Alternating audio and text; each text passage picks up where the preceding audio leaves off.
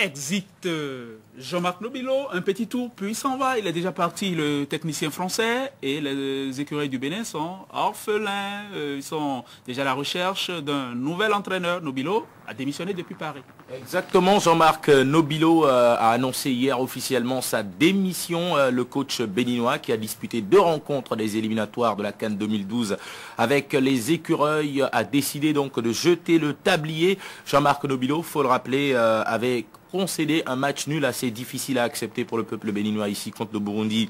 Un but partout. Ensuite, il s'est rattrapé de la plus belle des manières en conduisant son équipe vers un succès fabuleux obtenu à Kigali devant les Amavubi du Rwanda par 3-0.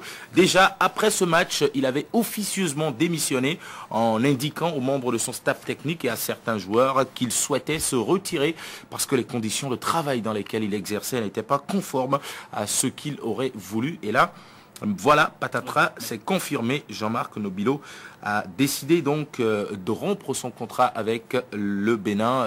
Il estime que...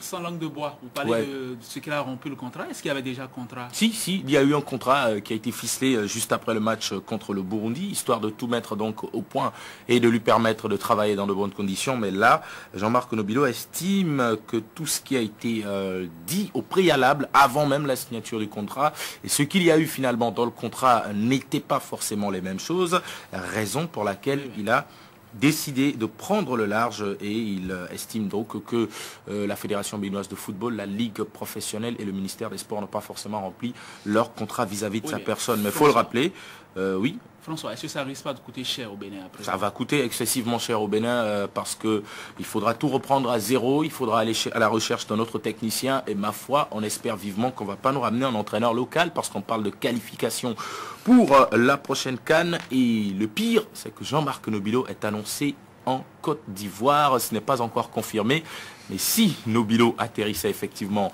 à Abidjan, ce serait grave parce que Nobilo connaît déjà une bonne partie du football béninois et il en sait un peu plus sur les écureuils qui vont d'ailleurs affronter la Côte d'Ivoire. Côte d'Ivoire, leader de ce groupe. On reviendra vraiment sur ce dossier dans nos prochains rendez-vous sportifs. Parlons toujours des écureuils. Cette fois-ci, on va annoncer donc ce tournoi de l'UEMOA qui va démarrer ce dimanche à Niamey.